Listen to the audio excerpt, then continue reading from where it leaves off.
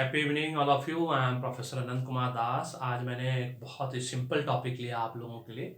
बहुत सारे बच्चों ने, बहुत सारे स्टूडेंट्स ने मुझसे पूछा कि ये सब फ्रिक्वेंटली उनके आंख के सामने आता है। डू यू नो सीआईडी क्या होता है, सीबीआई क्या होता है, आईबी क्या होता है, रॉ क्या होता है, एनआईए क्या होता है, डीआईए क्या होता है। आजकल तो मैक्सिमम मूवीज में, चाहे हॉलीवुड हो, बॉलीवुड हो, टॉलीवुड हो, लॉलीवुड हो, बॉलीवुड हो, आजकल सब में सब रॉ एजेंट बन रहे हैं। कोई सीबीआई एजेंट बनता है, कोई आईबी एजेंट बनता है, कोई डीआईए से आता है ना। तो इस सबका मतलब जो है, आज का फंक्शन ज़्यादा डीप में तो नहीं बताऊंगा मैं, सिंपल सिंपल जानकारी के लिए कि do you know the difference between these intelligence agency. सबका सब इंटेलिजेंस एजेंसी है, क्राइम एजेंसी है, क्राइम को कंट्रोल करता है जैसा कि हम जानते हैं, है ना।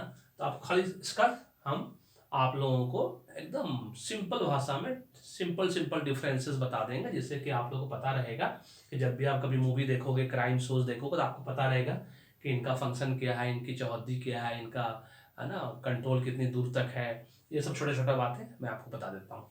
सबसे पहले सीआईडी, जो कि बहुत ही फेमस है। सीआईडी सीरियल चल रहा है सोनी टीवी पे, है ना, 20 सालों से चल रहा है। इसका फुल फॉर्म है क्राइम इन्वेस्टिगेशन डिपार्टमेंट। ठीक है। ये हर स्टेट में एक सीआईडी डिपार्टमेंट होता है, हर स्टेट में। ये हर स्टेट के अंदर सीआईडी, जो कि हर स्टेट का अपना सीआईडी होता है, इंटेलिजेंस इन्वेस्टिगेशन डिपार्टमेंट होता है। सब तरह के इन्वेस्टिगेशन को वो जांच करती है ना, चाहे किसी भी चीज़ से रिलेटेड हो, ब्राइबरी से हो, करप्शन से हो, पुलिस को मदद करते, एक तरह से पुलिस डिपार्टमेंट ही कहेंगे इसको, है ना। क्राइम से हो, टेररिज्म से हो, काउंटर टेररिज्म से हो, है ना, स्पाइंग से हो, सब चीज़ स्टेट के अंदर जितना चीज़ है, ये सब ये स्टेट लेवल का डिपार्टमेंट है। सीआईडी से आपको एक चीज़ सीखने को मौका मिलेगा। सोनी टीवी सीआईडी देखते हैं आप, अगर ये सीरियल देखते हैं तो आप बहुत मोटिवेटेड फील करेंगे। जानते हैं क्यों मोटिवेशन है उस सीरियल में? 20 साल के बाद भी उस सीआईडी सीरियल में आज तक किसी का प्रमोशन नहीं हुआ। अगर आपको अभी आप कहीं काम कर रहे हैं किसी भी इंस्टीट्यूशन ऑर्गेनाइजेशन में, अगर आपको प्रमोशन नहीं हो रहा है तो आप बिल्कुल घबराएं नहीं, बिल्कुल चिंता नहीं करें, बल्कि इस सीरियल को देख के मोटिवेटेड फील करें कि 20 साल के बाद भी एक सब इंस्पेक्टर है, इंस्पेक्टर अभिजीत, इंस्पेक्टर अभिजीत ही है, इंस्पेक्टर दया, या एसीपी प्रद्युमन ही है। अभी तक 20 साल में उनका कोई प्रमोशन नहीं हुआ। तो एक बहुत ही मोटिवेशनल सीरियल है, लेकिन रियल लाइफ में यह स्टेट लेवल पे काम करता है और सारे types and form of crime को कंट्रोल करता है। दैट इज सीआईडी, जो कि स्टेट लेवल पे काम करता है। सीबीआई, इसको तो आप लोग सब जानते होंगे। एवरी डे सीबीआई इंक्वायरी करवाइए। CBI central bureau of investigation, ये हमारे देश का रीढ़ की हड्डी है ना, बैकबोन ऑफ दिस कंट्री। और आपको पहले ही बता दें, ये सारा डिपार्टमेंट जो है कंट्रोल होता है सारे top level official, chief minister, deputy chief minister, prime minister जो सबसे हेड है, सम्राट है हमारे, और deputy prime minister, home minister, जो जो जिस स्टेट के हैं, तो मतलब चीफ मिनिस्टर, होम मिनिस्टर सारे स्टेट के। उसके बाद सीधा directly reporting to prime minister, home minister और डिफेंस मिनिस्टर। बस ये 3 लोगों से ये सब कंट्रोल होता है। सीबीआई का मेन काम हमारे देश में है सारे टाइप्स के फ्रॉड्स, स्कैम्स, ब्राइबरी, करप्शन, चाहे गवर्नमेंट डिपार्टमेंट से रिलेटेड हो, चाहे प्राइवेट डिपार्टमेंट से रिलेटेड, सबको खंगालना, सबकी इंक्वायरी। इंक्वायरी मतलब जांच जिसको बोलते हैं। इंक्वायरी और इंक्वायरी में फर्क होता है, आप लोगों को सब पता होगा। ENQUIRY इंक्वायरी, ये होता है पूछताछ। जो रेलवे स्टेशन, बस स्टैंड पे जाते हैं, बस स्टॉप पे जाकर आप काउंटर पे पूछताछ करते हो, ये इंक्वायरी पूछताछ है। और INQIRY इंक्वायरी जो है, ये होता है इन्वेस्टिगेशन, लुक इनटू दैट, उस इंक्वायरी होता है। तो वो जितना भी इन्वेस्टिगेशन एजेंसी है, ये सेकंड वाली इंक्वायरी करती है। और इंक्वायरी वो पूछताछ रेलवे स्टेशन पे होता है, बस स्टैंड पे होता है, और इंस्टीट्यूशन ऑर्गेनाइजेशन में होता है, किसी भी काउंटर पे, वो इंक्वायरी कहलाता है। तो सेंट्रल ब्यूरो इन्वेस्टिगेशन का मेन काम सारे टाइप के फ्रॉड्स, स्कैम, ब्राइबरी, आपका करप्शन रोकना। अब बहुत ज़्यादा डाइवर्सिफिकेशन हो गया, किसी भी टाइप का ऐसा मर्डर हो गया, रेप केसेस हो गया, है ना, चोरी हो गया, जिसमें स्टेट लेवल की पुलिस या सीआईडी नहीं पकड़ पा रही है, तो वहाँ सीबीआई को इंटर करवाया जाता है। कोई केस सॉल्व नहीं हो रहा है, मर्डर केस है ना, ट्रिपल मर्डर केस हो गया, double murder case, rape case हो गया, तो उसको सॉल्व नहीं कर पा रही है अगर लोकल पुलिस या सीआईडी डिपार्टमेंट, तब फिर सीबीआई की एंट्री होती है। और ऐसा माना जाता है कि इनका जांच करने का तरीका थोड़ा डिफरेंट होता है, यूनिक होता है, तो मोस्ट ऑफ द केसेस में 80% केसेस में वो लोग अपराधी को पकड़ लेते हैं। अगर आप क्राइम पेट्रोल देखते हैं तो उसमें एक बहुत अच्छा मैसेज अनूप सोनी के द्वारा दिया जाता है, अनूप सोनी जी के द्वारा, क्राइम नेवर पेज, मतलब क्राइम करके, अपराध करके कोई नहीं बच सकता है, उसका ये मतलब होता है। और ये सत्य है, कोई क्राइम परफेक्ट क्राइम नहीं होता है अनलेस अनटिल कि ये पॉलिटिकल क्राइम नहीं हो। पॉलिटिकल क्राइम भले ही नहीं पकड़ा जाता हो, लेकिन अदरवाइज और सब जनरल क्राइम, नॉर्मल क्राइम जितना भी है, अगर वो पॉलिटिकली मोटिवेटेड नहीं है तो सारे क्राइम पकड़े जाते हैं, कोई नहीं बच सकता है। चाहे 5 साल के अंदर पकड़ा जाए, 1 महीना के अंदर पकड़ा जाए, चाहे 10 साल के बाद, 20 साल के बाद। एक एक क्राइम पेट्रोल तो ऐसा क्राइम दिखाया जो 21 साल के बाद पकड़ा गया है मुझे, एंड दैट इज ट्रूथ। तो ये सीबीआई का काम है, ठीक है। अब आता है इंटेलिजेंस एजेंसी। हमारे देश का आईबी, इंटेलिजेंस एजेंसी का काम सारा terrorism attack, counter terrorism attack को रोकना है हमारे देश में। इनका काम है खुफिया जानकारी हासिल करना, इकट्ठा करना, है ना, और उसमें मदद करते हैं ये 3 लोग उनको, ठीक है। इस इनके इंफॉर्मेशन पे सीबीआई भी कभी कभी रेकी करती है, आतंकवादियों की बताती है इनको कहाँ पे है। आजकल सीबीआई बहुत डाइवर्सिफाइड हो गई है ना। इंटेलिजेंस ब्यूरो का, आईबी का मेन काम है टेररिज्म, इंटर टेररिज्म। जो स्टार्टिंग में जब शुरू हुआ था उस वक्त इनका यही काम था, 1962 के आसपास। आईबी का जो काम था कि इंटरनल और एक्सटर्नल, देश के बाहर देश के अंदर, सब तरफ के, सभी तरह के, सब फॉर्म एंड टाइप्स के क्राइम को बताना, स्पाइंग को बताना, कौन देश अटैक करने वाला है, कौन देश हमारे खिलाफ जासूसी कर रहा है, कौन देश हम पे बॉम्ब फोड़ सकता है या वॉर कर सकता है या वॉर करने के लिए तैयार है, उस सब की जानकारी आईबी देती थी। लेकिन अनफॉर्चुनेटली आईबी जो है 1962 का जो वॉर हुआ था चाइना के साथ, 65 में पाकिस्तान के साथ, 71 में पाकिस्तान के साथ, उसका करेक्ट इंफॉर्मेशन नहीं दे पाए, जिसकी वजह से चाइना हमारे बॉर्डर में घुस गया था 1962 में। उसकी वजह से वॉर हुआ, इसलिए आईबी यहाँ फेलियर हो गई। उसकी वजह से राव का जन्म हुआ, है ना। आईबी जब एक्सटर्नल लेवल पे फेलियर हो गई, मतलब वो असफल हो गई, वो जानकारी नहीं इकट्ठा कर पाई, हो सकता है कोऑर्डिनेशन में कहीं कमी हो गई हो, नहीं तो अदरवाइज हमारे सारे officers are the best officers in this world, you can say. सारे ऑफिसर्स ऑलमोस्ट यू कैन से, अगर उनका फ्रीडम दे दिया जाए, उनको खुला छोड़ दिया जाए, खुले हुए सांड की तरह, तो पूरे वर्ल्ड के किसी को भी मार के गिरा सकते हैं, कोई भी किसी भी लेवल पे हो।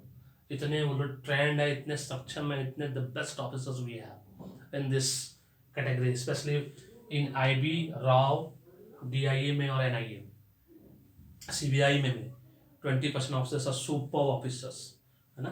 तो ये आईबी फेल हो गई, काउंटर टेररिज्म, इंटरनल एक्सटर्नल। तब राव का जन्म हुआ। Rao is research and intelligence wing, ये रिसर्च करती है, ये स्पाइंग करती है बेसिकली।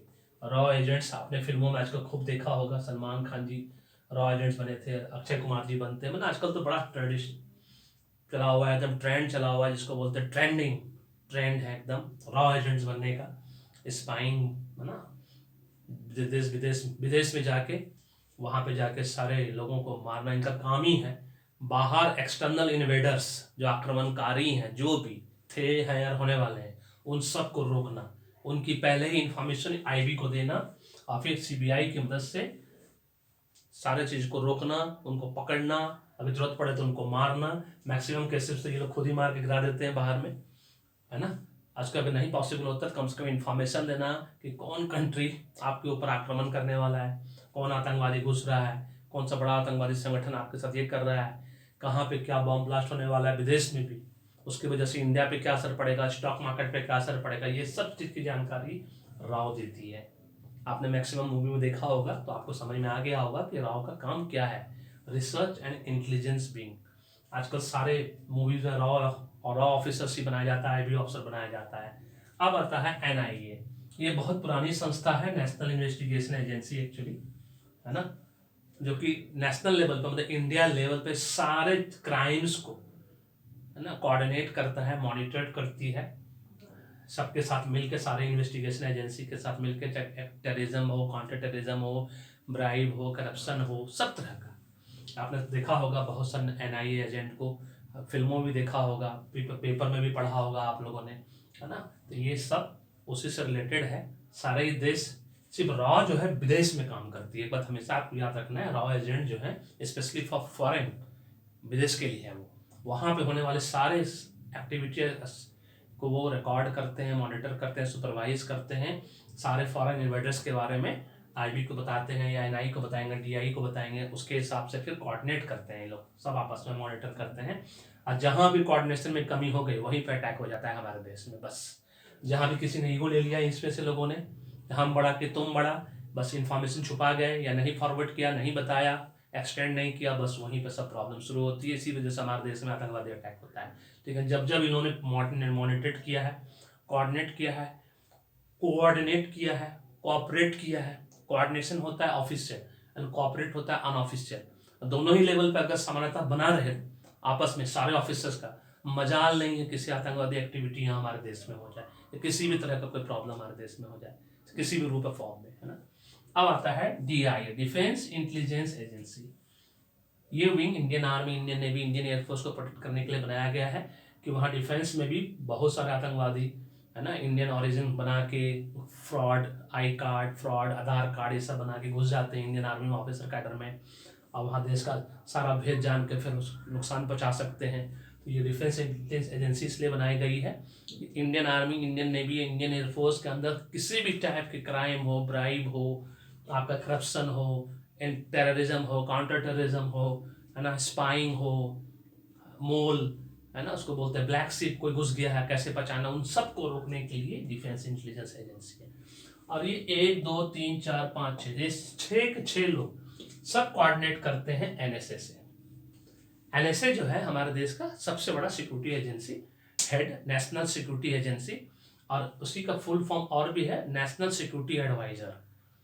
जो हमारे देश के अभी मिस्टर अजीत डोभाल जी हैं, senior IAS officer, DGP rank के हैं, मोदी जी के बहुत फेवरेट हैं हमारे, है ना। स्पेशली एनएसए जो है आईएफएस, इंडियन फॉरेन सर्विस वाले ऑफिसर बनाए जाते थे, और ये वाजपेयी जी के द्वारा बनाया गया डिपार्टमेंट है। जब वाजपेयी जी हमारे देश के प्रधानमंत्री थे उस वक्त उनके जो प्रिंसिपल सेक्रेटरी थे उनको दिया गया था ये फर्स्ट एनएसए, वही थे, है ना। उसके बाद अभी मोदी जी ने एक senior IPS officer mister Ajit Doval को नेशनल सिक्योरिटी एडवाइजर बनाया है। ये सारी संस्था इनसे कोऑर्डिनेट भी करती है, कोऑपरेट भी करती है, और हमारे देश पे तब तक अटैक हुआ है जब आपस में इनका तालमेल गड़बड़ाया है और इनको कोऑर्डिनेट और कोऑपरेट करने में ये फेल हुए हैं, अपने ईगो की वजह से या किसी और वजह से, जो कि हमारे देश में बहुत कॉमन है। कंट्रोवर्सीज और ईगो हमारे देश में कभी नहीं जाने वाला है, और हर स्टेज पे आपको वो दोनों चीज देखने को मिलेगा। अब आपको समझ में आ गया होगा छोटा सा डिफरेंसेस इन सब डिपार्टमेंट के बीच में, जो कि आपको जानना जरूरी है। आपको देखने में मजा आएगा, है ना, मूवी देखने में मजा आएगा, क्राइम शो देखने में मजा आएगा, क्या किस तरह का ऑफिसर इन्वेस्टिगेशन कर रहा है, उसकी बाउंड्री क्या है, उसका हद कितना है ना, उसकी औकात हैसियत क्या है, तो आपको समझ में आ जाएगा। अब इसको इस वीडियो को देखने के बाद तो आपको और आप इंजॉय करोगे। अगर आपको वीडियो पसंद आया तो मेरे चैनल को सब्सक्राइब करना नहीं भूलिएगा और शेयर करना नहीं भूलिएगा। Thank you so much, may God bless you, the happy.